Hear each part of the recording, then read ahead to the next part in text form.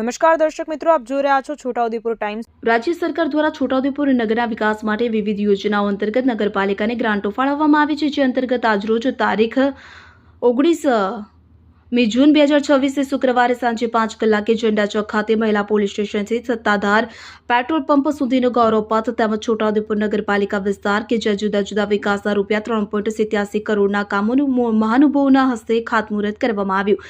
છોટાઉદેપુર નગરપાલિકા દ્વારા ઉપસ્થિત તમામ મહાનુભાવોનું પુષ્પગુચ્છ આપી સ્વાગત કરવામાં આવ્યું। આ પ્રસંગે લોકસભા સાંસદ જસુભાઈ રાઠવા, ધારાસભ્ય રાજેન્દ્રસિંહ રાઠવા, જિલ્લા પંચાયત પ્રમુખો ઉપેન્દ્રભાઈ રાઠવા, જિલ્લા ભાજપ પ્રમુખ ઉમેશભાઈ રાઠવા, પૂર્વ રેલ રાજ્યમંત્રી નારણભાઈ રાઠવા, પૂર્વ ધારાસભ્ય શંકરભાઈ રાઠવા, નગરપાલિકા પ્રમુખ મંજુલાબેન કોલી, ઉપપ્રમુખ પરવેશભાઈ મકરાણી, કારોબારી અધ્યક્ષ શિલ્પાબેન શાહ, નગરપાલિકા ચીફ ઓફિસર ભાવિકકુમાર બરજોડા, નગરપાલિકા વિવિધ સમિતિના ચેરમેનશ્રીઓ, નગરના વિકાસ સમિતિના સભ્યો, પાલિકા સભ્યો, નગરજનો મોટી સંખ્યામાં ઉપસ્થિત રહ્યા હતા।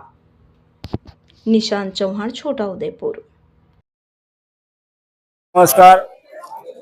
આજે છોટાઉદેપુર નગરપાલિકા દ્વારા મહિલા પોલીસ સ્ટેશનથી સત્તાધાર પેટ્રોલ પંપ સુધી ગૌરવપથ જે બનવાનો છે એ કામનું ભૂમિપૂજન કરવામાં આવ્યું, જેની અંદાજિત રકમ 309 લાખ જેટલી છે।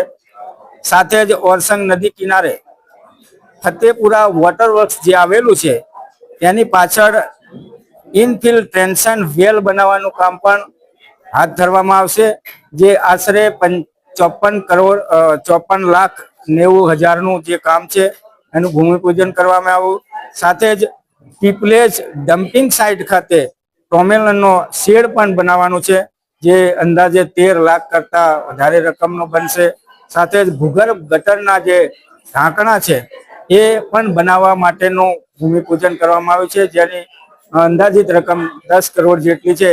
આમ કુલ મળીને 3 કરોડ અને 87 લાખ જેટલી રકમનું આજે ભૂમિપૂજન કરવામાં આવ્યું। અને સાથે જ આજે જે નગર વિકાસ સમિતિ બનાવવામાં આવી છે એ સમિતિની બેઠક પણ રાખવામાં આવી। આ બેઠકની અંદર માન્ય ધારાસભ્યશ્રી, જિલ્લા પંચાયતના માન્ય પ્રમુખશ્રી અને પૂર્વ સંસદ સભ્યશ્રી અને પૂર્વ ધારાસભ્યશ્રી, નગરપાલિકાના પ્રમુખશ્રી, નગરપાલિકાના સભ્યો અને નગર વિકાસ સમિતિના સભ્યો ઉપસ્થિત રહી વિવિધ કામોની ચર્ચા કરી અને સમિતિ દ્વારા જે સૂચનો મંગાવવામાં આવે છે એ ગઈ વખતની સમિતિની સૂચનો હતા એ કામો પૂર્ણ થયા છે। આ વખતે નવા સૂચનો પણ મંગાવવામાં આવ્યા અને ચર્ચા કરવામાં આવી અને આવનાર સમયની અંદર નગરનો વિકાસ કેવી રીતે સારો થાય, આ છોટાઉદેપુર હરિયાળું છોટાઉદેપુર કેવી રીતે બને એ આ સૌ સભ્યો સાથે મળીને ચિંતા કરી છે।